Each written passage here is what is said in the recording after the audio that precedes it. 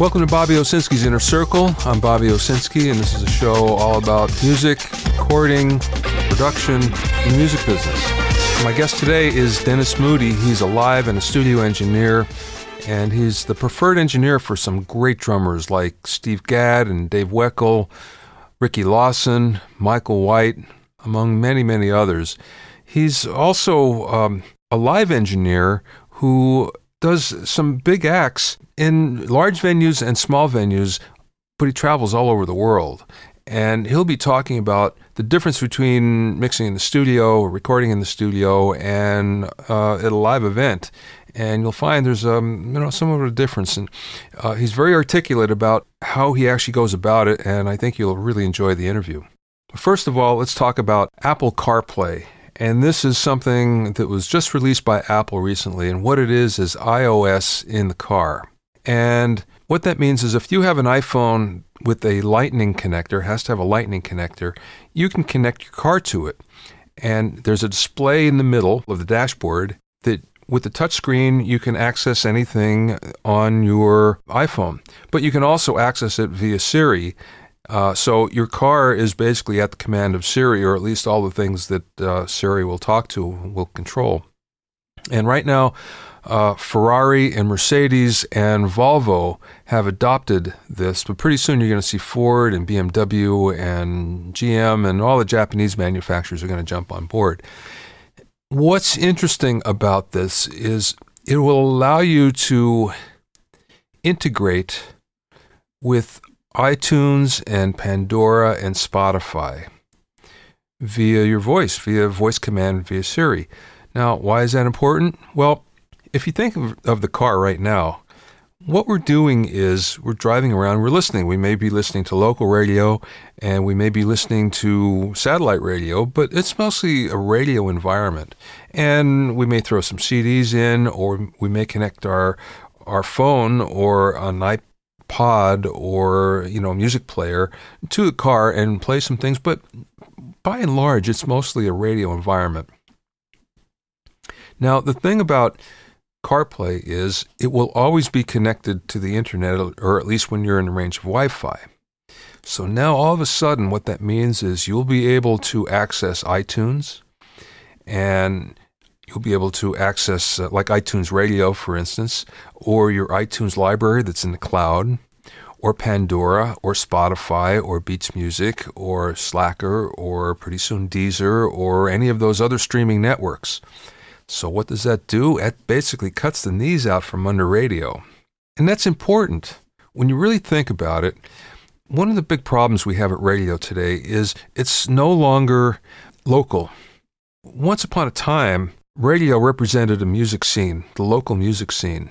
So what was happening in Memphis, for instance, sounded different on the radio than if you went to Chicago or Philadelphia or Austin or Houston or you name it, any place.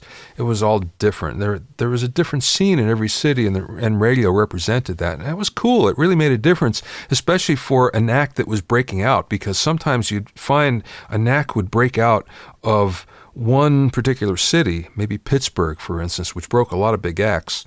And then it would catch on with other radio stations. Well, that doesn't happen anymore, mostly because in every major and secondary market, the radio stations are programmed by a consultant, because the radio stations are all owned by a station group. There's half a dozen station groups that own most of the big radio stations. So there's one consultant that programs radio and programs it for the whole entire country. So if you went to Chicago, it would sound the same as if you're in Philly, same in New York or LA. It's pretty much the same thing. And that's not really good for music. And we could see music has stagnated pretty much as a result. As the local radio has gone away, our radio has become more homogenous, because it's basically the same songs that are being played all the time. Well, Apple CarPlay just might change that. Because if people begin to get tired of what they're hearing on the radio, and I'm talking about music radio, I'm not talking about something like talk radio or sports radio or something like that. If people start to listen more to Pandora or Spotify or any streaming service rather than radio, I think what you'll find is the radio stations will begin to lose money.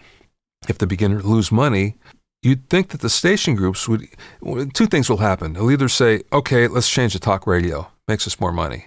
Or they'll say, okay, in this particular territory, we're not making enough money, so let's just get rid of the station, which would open it up for local ownership again. So this may not happen this year, next year, or the year after. It might be 5 years from now, but I think as a result, we may actually see a different radio market. And that can only be good for radio. So I'm keeping my fingers crossed that that's going to happen in the next bunch of years. Also in the news, some audio things that all you engineers and musicians will like out there. Psychologists at the University of Barcelona discovered there's a group of people who lack the ability to gain any pleasure from music. Now, they can gain pleasure from other things like food and sex and whatever, but they just don't get knocked off their feet by music like the rest of us. And the way they found out was they were running a survey on something else, a research study on something else, and they asked all these people to bring in their most favorite music to play. And there's 5% of the people that couldn't do that. They didn't own any music. They didn't listen. It was just not on their radar at all. So the researchers got really interested in this and started to look a little bit closer at it, and they found out that there's actually 5% of the population that really wants nothing to do with music, and it's mostly because they just don't get off on it, which is pretty amazing to those of us who make our living in music or just love it so much that we're doing it all the time. It's pretty amazing that there's people that actually feel like that. So this is a disorder that they call anhedonia, anhedonia, and that means zero response to like a measured heart rate or skin conductance or anything like that. Nothing happens when they hear music as compared to the rest of us. So if you're wondering why some of your audience just isn't getting what you're doing, let's hope that it's the 5% that are anhedonics. So anyway, here's something else that you'll find. That was sort of interesting. I read that and I thought, wow, so sad for them. Here's another study that's kind of interesting, actually. At Oxford University, the cross-modal laboratory at Oxford, where they fed volunteers toffee while playing them high and low-frequency sounds. Then they asked them to rate the taste of the toffee from sweet to bitter. And what they found was that high notes, high sounds, high-frequency sounds enhance the sweetness, and low notes enhance the bitterness. So all these researchers were scratching their heads, and they went a step further. They went to a coffee shop, and they started all over again. But what they did is when someone bought some coffee or toffee or whatever they bought, they got a phone number, and they were asked to call the number, and they got an answering service on. It said, if you would like your coffee to taste sweeter, dial this number or hit this button. And they hit number 1, and high-frequency sounds played. And if they wanted it more bitter, they'd hit number 2, and it would become bitter. And every single one of the people found out that it works. So anyway, what you should do tomorrow when you're having your morning coffee, try that. See what happens, because it's really funny how sound works. The way we feel, the way we taste, the way it affects us. Well, most of us anyway. So anyway, give that a shot and see what happens, and let me know what happens when you do. Now, I'm going to bring in my guest, Dennis Moody. Remember, if you have any questions or comments, send them to questions@bobbyoinnercircle.com, questions@bobbyoinnercircle.com, and I will read them on the next podcast.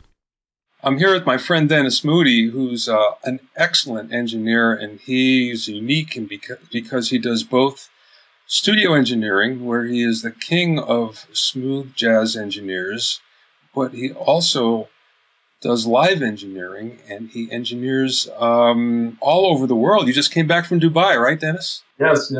Day before yesterday. And nice long flight. Where are you going to be off to after this? You said you're only going to be here for a couple days.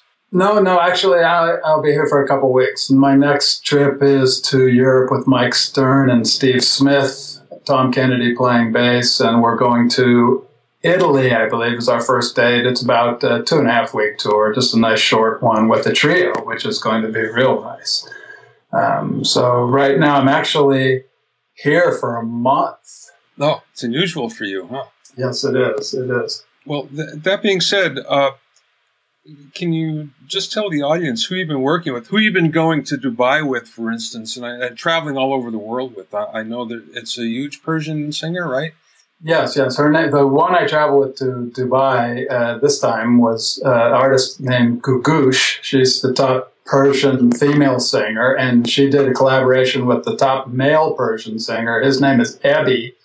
We played at the World Trade Center theater. I guess it's convention center. It's not really a theater, but there were over 7,000 people there. It sold out instantly. It was a great show. It was also Persian New Year the day before we got there, so that made it much more interesting. And being that Dubai is probably 50 or 80 miles from Iran, right over the Straits of Hormuz, all the Persians came to see these two artists. They are absolutely, it'd be like Paul McCartney and Barbara Streisand teaming up to do a show together in their particular market. That's how big they are. So it's quite fun. Well, that being said, since you're not Iranian, how did you get that gig? I work with Dave Weckel. I've been his engineer for almost 15 years. And two of the guys in her band are huge fans of Dave's. And I got to know them from shows in L.A. There's a bass player and the main keyboard player. They're Armenian guys, just fantastic players and really great friends now. And they hired me to do a lot of Armenian shows at the Alex Theater in Glendale, and then the Pasadena Civic Auditorium, which is a very big venue. We do about 2,800 there capacity. And these shows are typically very disorganized. I go, can I have a script? We don't have one. So because of my theater experience, I did theater for 10 years in Europe. For me, it was a breeze. I just, I had 4 mics, I had the band mixed, and I just did it on the fly, no problem. So they got to like my work. They said, man, this guy can do anything, and it sounds great, and he's easy to work with. So they recommended me for the job. And I interviewed with the band leader. He's a Persian guy. In fact, he's the only Persian guy in the band besides the artist. And we talked on the phone for a bit, and I went to a rehearsal, and we did one show in Vancouver about 3 years ago, and it was just huge success, and I've been her guy ever since. You mentioned about your theater experience, and that was when you were living in Germany, in Berlin, right? Huh? And you did big theater shows, right? Big theater shows. The biggest one was a New York production of Porgy and Bess, Gershwin's Porgy and Bess. And typically we'd go to a city for 3 weeks, and then we'd have a week off to move to another city. I'd do about 3 to 4 months a year. So we'd be in Oslo, Norway for a month, and then we'd make a move to Bremen, Germany, and be there for 3 weeks, and then take a week and move to Venice, Italy for 3 weeks. It was fantastic, but most of those capacities were about 2,200 people. I had an 80-piece orchestra and a 65-piece choir, along with about 16 leads, separate mics that they'd hide in their hair or on their lapels or whatever. And I'd have to get the orchestra, them balanced over this huge orchestra, and make it sound like a performance. Some of the shows we did one in Italy where there are 8,000 people. We did two in Finland, one in Turku and one in Helsinki, where there were 20,000 people at these events. It was incredible. I mean, it was one of the thrills of my life was mixing the show we did in Helsinki. Just really great. Well, that being said, what is the difference between doing a show like that and then doing a show like with Gugush? Or with Stern, for that matter, or Weckel? Well, actually, I don't find much difference. I like the bigger halls. I love the bigger halls because you have more freedom. If you have a hall filled with people, it's like mixing in the studio. I mean, you do get reflection and stuff like, you have to deal with in the sound in some of the bigger halls. For example, the LA Forum, when I was 22 years old, I used to mix there once a month with the R&B bands, the OJs, Johnny Guitar Watts, and the Whispers. We did shows in there, and it had about a 9-second decay. So it was the worst of the sound. Now they've rebuilt it and it's quite nice. But the difference between that and a club gig with, say, Dave Weckl or Mike Stern or Randy Brecker, who I do, they are more sound reinforcement. So Mike Stern's guitar, I mic it. And then I have 2 front fills, and I don't put him in the front fill on his side of the stage, but I do put him on the front fill on the other side of the stage, because if you're standing in front of his amp, you don't need him pumped up in the PA as much. Maybe for the back of the room, I'll put him left and right. But the smaller, you have to remember that doing live sound is, sound reinforcement. You're filling in the holes of the things you can't hear, getting the vocal over the drums, trying to balance it and fill in the things you don't hear. The bigger holes, it's just, turn everything up, and it's like mixing in the studio. Once you get the PA set configured and EQ'd, which is about 90% of the battle. The mixing's the easy part. Well, speaking of which, do you find the fact that you're a studio engineer as well, does that help you in a live situation? Does that give you a leg up over other mixers who haven't had that experience? My thought on it is this: when I was first starting, I was Johnny Guitar Watson's sound mixer, and we did about 8 months of tour. Back in the '70s, late '70s, '77, and he had his little old converted Greyhound bus. There were 8 guys in the band, 3 horns, keyboards, 2 a guitarist, and a keyboard player. And we had to share rooms. And we're always the holiday, and we had to share rooms. So rooming with the trumpet player for 6 weeks, you know what a trumpet sounds like. So when I go into the studio, as soon as I went into the studio and I put up a U87 on the trumpet, I said, that doesn't sound like a trumpet with this particular player. So I try a different mic, and now that's what a trumpet sounds like, because these guys practice. They practice 3 hours a day in the hotel room. What a trombone sounds like, what a sax sounds like. I got a chance to see and learn what the instrument sounded like through the process of sitting in front of them and not hearing them through a speaker or a sample, and that made a huge difference in learning how things are supposed to sound to me. So it worked just the opposite of what you'd think. Opposite for me, yeah. Wow. So now when I go in the studio, I know what drums are supposed to sound like. I used to play drums when I was a kid, about 10 years, from the time I was 6 until I was 16. I played drums 3 hours a day before I said, wait a minute, I'm not Billy Cobham or Narada Walton or any of these guys. I'm not going to be able to do that. I don't want to dedicate myself that much to playing drums. I want something a little more versatile. So I decided to go into engineering. And I already knew what drums would sound like because of being around them for 10 years. I want to come back to that in a second. But I'd like your opinion on something. When I go to concerts, what I find is the mixers, for one reason or another, make the kick drum so overbearing.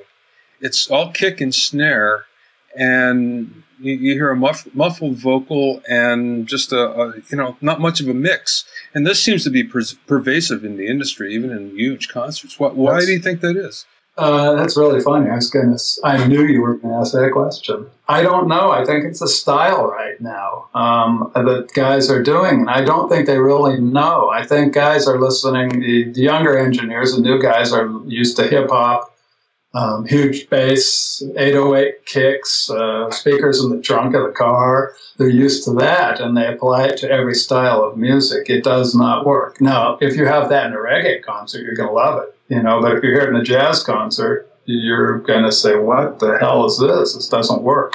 And that's the first thing I do when I go is I play my iPod, on my phone. I have about 6 or 8 tunes in here. They don't sound great, but I know them. And first thing I do is turn the subwoofers down 8 dB, please, for me. The amps or the processor. I don't want all that. And it's funny because when we got with Stern, he goes, "This isn't Babyface now. Watch that kick drum." And I mixed a bunch of shows for Babyface about 10 years ago. And, you had to have that was with our dear friend Ricky Lawson. The big kick drum was part of the sounds, and still is, but it does not work on jazz fusion. Even with Dave Weckl, I don't put that kick up. I make it musical, blended. Why guys do it, I don't really know. But the more they do it, the more opportunities I have to do it right, See, I have a theory that there's a whole generation of soundmen that learn wrong. They learn the wrong way. And they heard somebody do that once upon a time, like I say, in a previous generation, put the kick up real high and it gets the audience excited and everything, but it's an unbalanced mix. And I just think that they learned the wrong way, and now it's become the right way in the industry. Instead of having a really balanced mix, it sounds like a record. It sounds like you're in a studio. Yeah, it doesn't work for me. It doesn't sound musical. But you just brought up an interesting point. I'm also finding that with PAs now. The line array systems, which are great, JBL, Veritech, and they have the speakers that come down and they're way up high above the stage, and then they point them down at the front row, and then they put some little front fill lip speakers in the front to fill in. To me, this is something doesn't work in that. This system design now. When I was a kid, I'd go to the Forum and see Jimi Hendrix, and they'd have 20-foot stacks of speakers on the side, left and right, and that's it. And they'd be all horn-loaded, too. Yes. Yes, right. And you heard it like you look in the middle of the stage, and the imaging was right. Now you look, here's an example. I'm not going to name the club, but it's in San Francisco, and it's a very big jazz club. And you sit there, and you see the saxophone player playing the sax, and you hear the sound coming 40 feet above his head, and it does not, it's just wrong.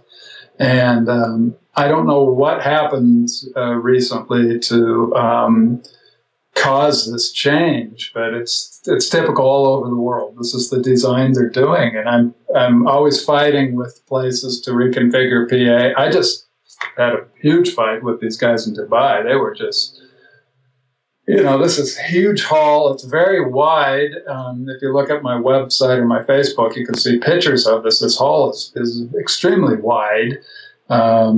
And I needed the coverage in the front, but with line arrays, they don't go out. There's no horizontal dispersion.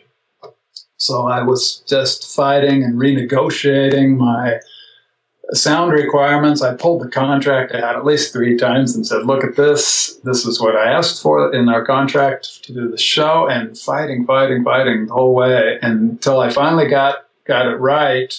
And it was perfect. It was just perfect. I walked in every corner of this huge hall.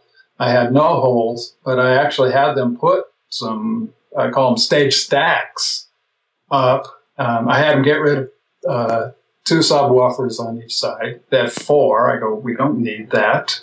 What's the crossover on the top boxes? It goes down to 60. I don't need huge, I don't need all that.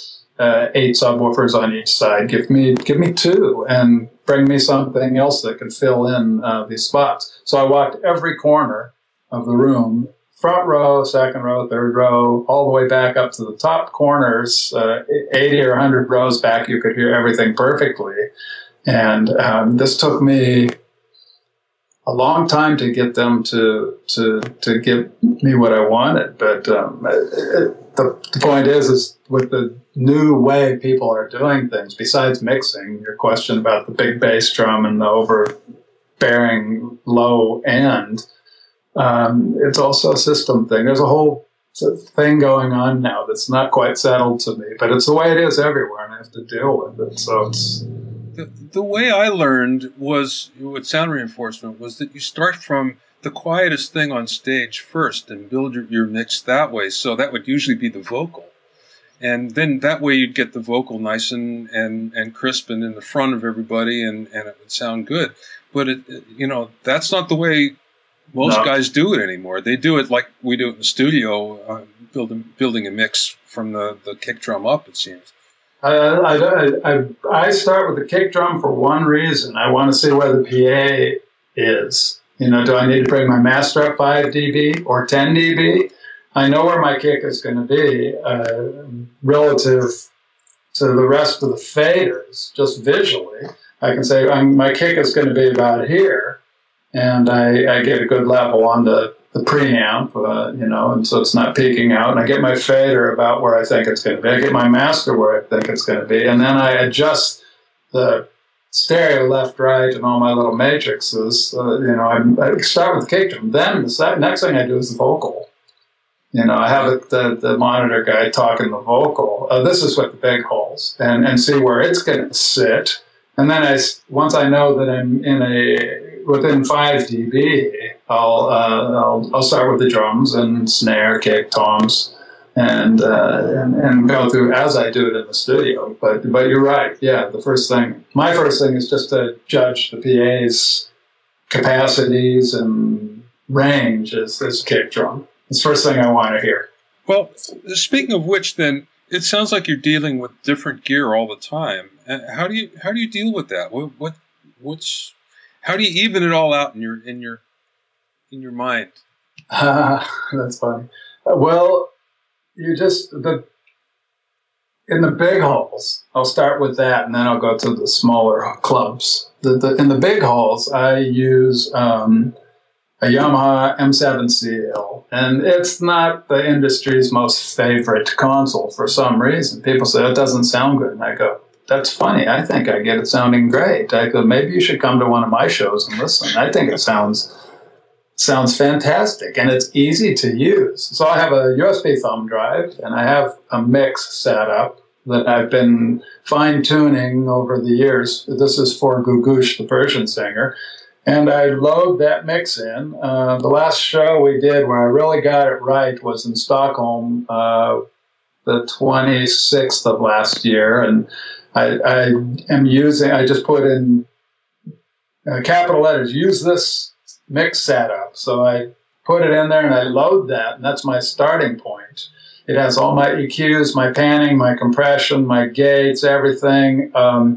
Preset, all the faders, reverbs, everything is in there, and I only have to go in and make it still takes me a few hours. It's about 3 hours to make the other adjustments and configure the outputs and EQ the PA, balance it, have them turn the subwoofers down and stuff like that.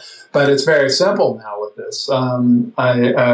I just used another digital console at a very small club in Silver Lake, and people are going to think I'm crazy, but this Behringer mixer is phenomenally easy to use, and it sounded great. It was just like, oh my God, this thing is, I knew the board in 5 minutes. I could get my way around. Did you see the new Midas, the $5,000 Midas? I've seen, I'm getting it in emails, but I haven't had time to look at it and investigate it. I saw it at NAMM, and it was mind-blowing. It was 38 channels, 38 inputs, Midas inputs now, Midas analog inputs, a digital console. It had a built-in 2-track recorder. It had a matrix on it, so I think it had 24 outputs, and it was just fantastic for $5,000. Wow. And I said to the guy, "Wait a second, is this $5,000 for like 12 inputs or something?" And he says, "No, this is $5,000 right here, $49.95." And It was just tremendous bang for the buck. But now Behringer, of course, owns Midas, Oh, okay. That's right. And everything is built in the same Midas factory, and their same Behringer factory in Behringer City in China. So that's why it's so cheap. But I guess there's some cross-pollination of gear between Midas and Behringer and vice versa. I don't know why Mr. Behringer doesn't make, he has his consumer level stuff, and people are not real warm to it, accepting of it, but it works. But I don't know why he doesn't make a separate side brand called like Behringer Elite, and you could put these items in there where psychologically people are, oh, it must be better. It's a special Behringer thing, and I'll pay more for it because it's good stuff. But just the Behringer stamp on there is a problem for some people. I would use it, but people say it's Behringer and Yamaha M7CL. What's up with that? But they work great for me. So back to answer your question, mixing setup in the big halls is super easy. Clubs now, you go in and one day you have a Pro Tool, what's the Avid console? Not Avid. What is the DigiDesign? I don't really care for that console. It's too difficult to get in and do small little moves. You want to add a dB, a 10K, and a vocal or a snare drum, and you have to do 10 things. Maybe I'm wrong. Maybe I don't know it well enough, and maybe I would like it. I did use one in Cancun, Mexico at a festival once, and they had the Midas analog console, and they go, wow, we have this great console. Why don't you use this Digi console? I go, I can't even tell where to turn the thing on. I don't want to use it, Yeah. And that's a problem with doing festivals and small clubs. With Stern and Randy Brecker's band, every time I had a different console, I'd save it on a thumb drive just in case we came to a console further down the tour that had a place where they had the same console, and it actually did help me a few times. But 5, 6, 7 different consoles, it's silly. You can't know all of them perfectly and in such detail where you can actually. It takes a while to get up to speed on it, So it's hard. It's hard. It slows you down. It's not a creative thing. Are you seeing mostly digital consoles these days, or is it a mix of digital and analog, or how does it? What are you seeing? 90% digital now. Occasionally, you'll get an older Soundcraft console or even a Soundcraft, Mackie. I prefer a Mackie over the venue console because I can work a Mackie. I can't. I don't know how to even turn the reverb on a Midas. on a venue. So give me that. I'll make it sound just as good as I'll make them sound both as good.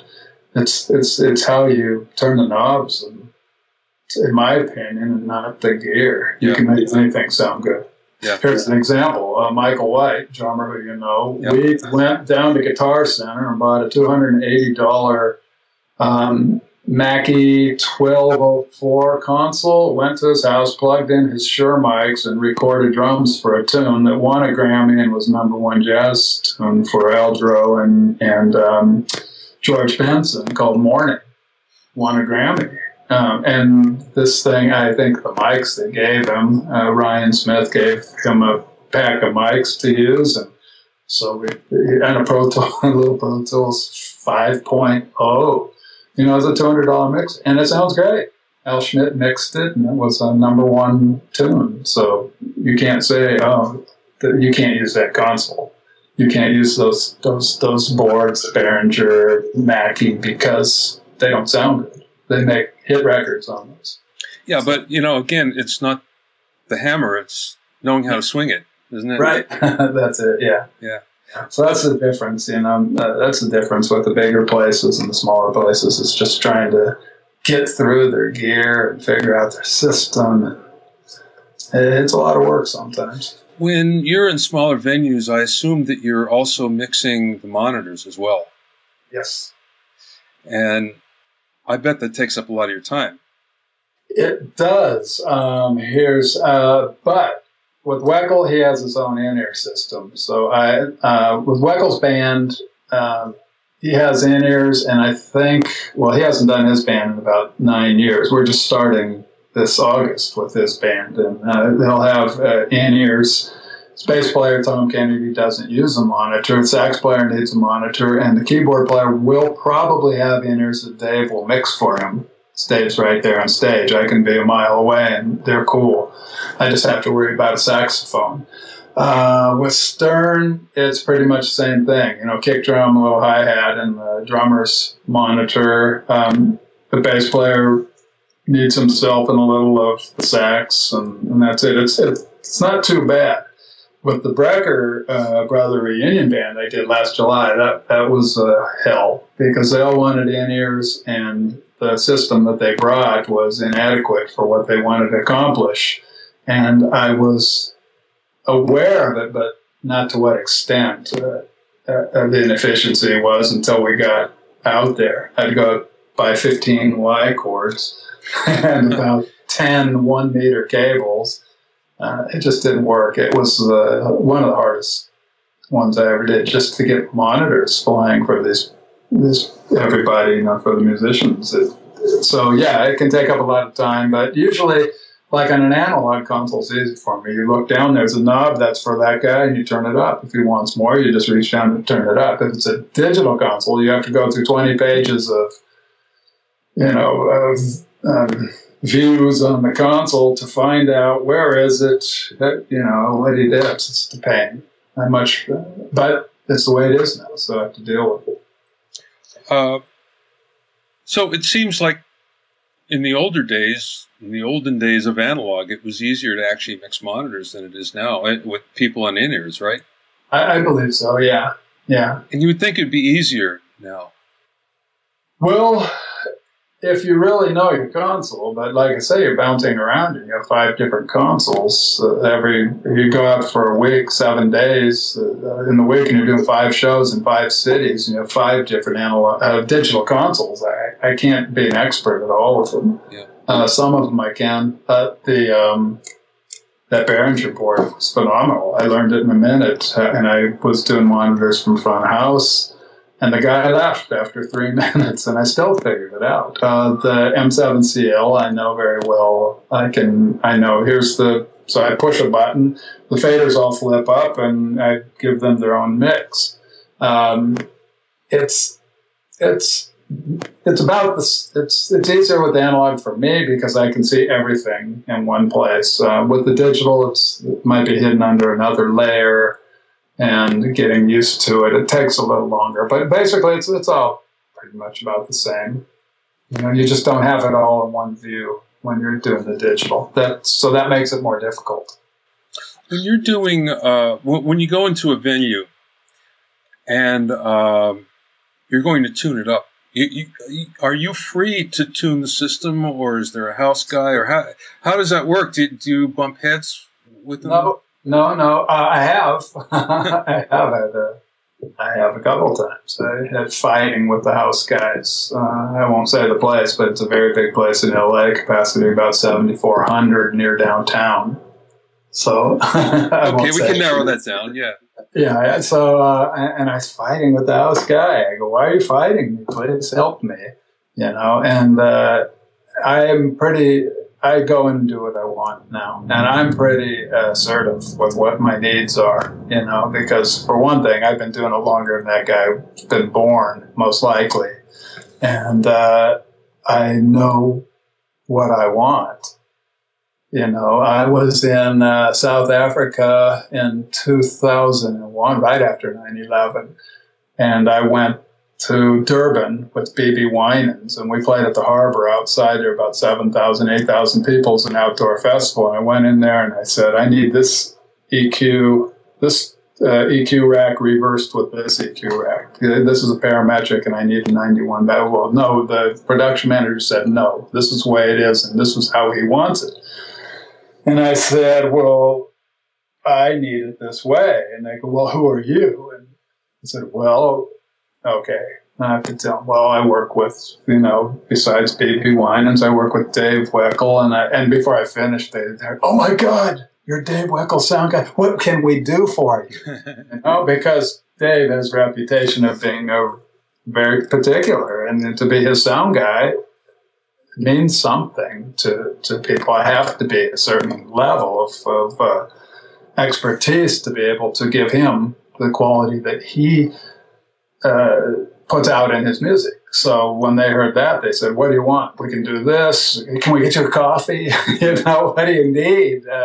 And man, well, this is great. Can you show us some tricks? And so sometimes you have to do that. You have to, number one, you have to be the friend, and you have to show them very quickly that you know what you're doing. And they'll usually help you. Again, I'm going back to Dubai. Last week was probably one of the worst experiences I've had in years about them fighting with us. So, so it's but usually it's they will help you, and they will help you get what you need, and actually want to learn from you. When you're tuning a system up, are you tuning it by ear, or are you using something like Smart? No, I use it by ear completely. What I do is I plug in my iPod and on a flat channel, and I put it up. I hit the graphic EQ, either the analog ones on the left and right, or the one on the digital console. And what I start doing is I drop all the low. I leave it flat, and I drop all the low frequencies from about 300 or 400 down. I just take my hand and I cut them all down. And I start on the lowest frequency and I bring it up, and I see where I'm starting to hear it. I want to hear it.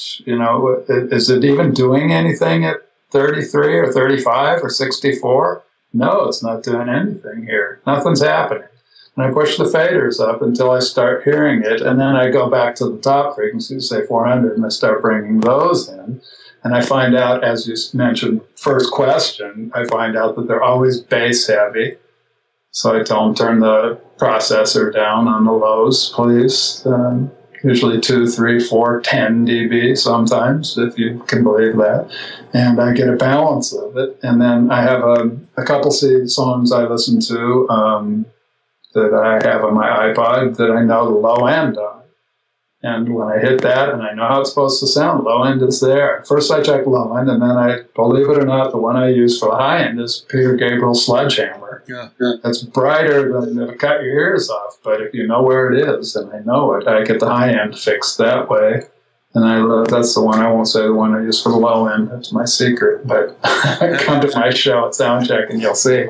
But I get in there and listen to the low frequencies, and see where they're at. It makes such a difference in the whole spectrum of PA. So you're not using an RTA or anything? No, I don't do that. They usually, in the bigger places, they'll try and do that. Some of the bigger places, the festivals, they'll use Smart or some kind of system that blast pink noise out or white noise out and listen and do all that stuff. But I still come in there and I just yank the graphic. They can adjust their processors to their speakers to get the mids and the highs and the lows balanced to what the analyzer says is flat, but then musically I go in and I do it all by ear, and I do it very quickly. Do you ever have to record the shows? I get asked to. I try not to do that, I'd rather pull my iPhone out and put it on voice memo and record it that way, or get someone with a little ghetto blaster or what are they using? Those mini discs or something, because it's not an accurate, a board mix is not really an accurate reflection of how it sounds in there, especially with all the matrices. If I'm using a center cluster and I'm pumping the vocal up in the center cluster, for example, well, I do that all the time. With Gugoosh, for example, I have all the front fills are mono off of one aux send, and I have her about 10%, 15% louder on that matrix. So if you're hearing them from the left and right, you're hearing a nice blend but in the front rows, because you're sitting so close to the band, you're getting blasted out by the band. I have her louder. So let's say I take a board mix. What's the actual reflection of how it sounds? Is it somewhere in the middle? Is it a blend of the front fills and the line arrays? I I don't know. It's just what you hear. So I don't. Here's Babyface. I had a problem with working with him because I always put the band left and right in him, but I had a center cluster that I put only his vocal in. I mean, he's a great R&B legendary singer, and he has to be like right in your face. So the guy's listening to the board mixes. He goes, I can't hear the vocal. I go, you have to understand. And he just couldn't get it. And we butted heads about that quite a bit. Actually, it was a big head butting, but he never figured it out, what I was talking about. And it was a problem, the band leader at that particular time. So that means you're mixing in stereo then, right? I mix in stereo on the big left and right to give some kind of, it helps with the reverbs, it helps with it gives you a little more excitement in the dynamics of the music. But if you're way out, if I have hard speakers way out in the wings or something, I always do those in mono. I do the backfills in mono. And I use the mono fader, usually a stereo fader, and you have mono fader to the right of it, and that I have everything panned to the mono, assigned to the mono, and if I need to add anything for wings or that, I just split it off the mono. Yeah, any of the hard left, right seating positions. Well, how would that work then? Let's say you have a keyboard player on stage left, and you're mixing his keyboards in stereo. Would that be equal on both sides? Would it be a little bit more leaning to one side or the other? How would you do that? Which side would you lean it? Well, I put it just in the middle of the stereo effects on left and right. Got it. And right. And then I also have both of those left and right assigned to the mono. So if you get the balcony way in the back, it's so far back, they'll hear a little bit of leakage of left and right, get a little of that stereo excitement, but basically they want to hear, I put it mono. When you get that far back away, I put it in mono. And I'm doing a lot more of it now too, because the people on one side or the other aren't getting they're missing something on the other side. Yeah. So I don't know, maybe it's just from doing it for so long, it somehow works the way I combine them. I can make the stereo mix and the mono mix, they work. But although when I do fold down the stereo mix into a mono mix, the low end comes up. There's what's the bump on the lows? It comes up a couple dB, so I have to be careful about that. Sometimes I'll EQ it. That mono output, I'll EQ it a little lighter on the low end or something to try and balance that, or the vocal will drop down a little or get consumed when all the stuff comes together. The vocal will drop down a little. That's why with Gugoosh, instead of using the mono fader for the front fills, I use an Augs send, and I put her 10 or 15% higher, so that folds down into mono. All the instruments don't consume or overwhelm her voice. And it's worked really well for me. Well, this has been great, Dennis. The next time, I want to do this again, and next time we'll talk about you being in the studio, because we concentrated strictly on live sound, but you have far more experience in that, and of course we wrote a book together on drum recording, and we'll talk about that because, hey, you're the man for drum recording, so we'll get more into that. Your website is dennismoody.com, right? Yes, dennismoody.com. And Facebook is what? Facebook.com/Dennis Moody, and I think I'm full with my 5,000, so I'm probably going to have to convert it over to something that people want to add to it or follow me. And I'd like to, because I put up a lot of stuff on there about what I'm doing, and they can follow that. You just brought up a question real quick about drums. I just want to announce I am doing Steve Gadd's next album, and we start on the 2nd of April recording that. So I'm very excited about that. And I just recorded a live Weckl acoustic album and a song for his new electric project he's doing. So, but this Gadd project is very thrilling for me. So we can talk about that next time. I'll have some stories, I hope, for you. Yeah, very high profile. you have to be good to get that gig. So yeah, they're real excited about having me. So for me, it's like a thrill of a lifetime. I mean, I just feel so lucky. But people go, "You're so blessed and you're so lucky." But as you know, as a musician, because we used to work and we recorded you and used to play way back, we work our butts off and we sacrifice a lot. So there is blessing and luck, but there's also a lot of hard work and sacrifice. So I'm feeling now that it's paying off when I'm getting those calls with Gad and Weckl, and Randy Brecker just called me to do his tour in July, and it's pretty exciting time. Well, you deserve it, man, because you are excellent at what you do, and you and I have worked together on a number of projects. We did 5, 6, 7 albums together, I think. We did quite a number there for a while, and every single one was a pleasure. Nice. Yeah. Let's do some more. I hope, yeah, pretty soon. Anyway, thank you, Dennis, and we will talk soon. Okay, great.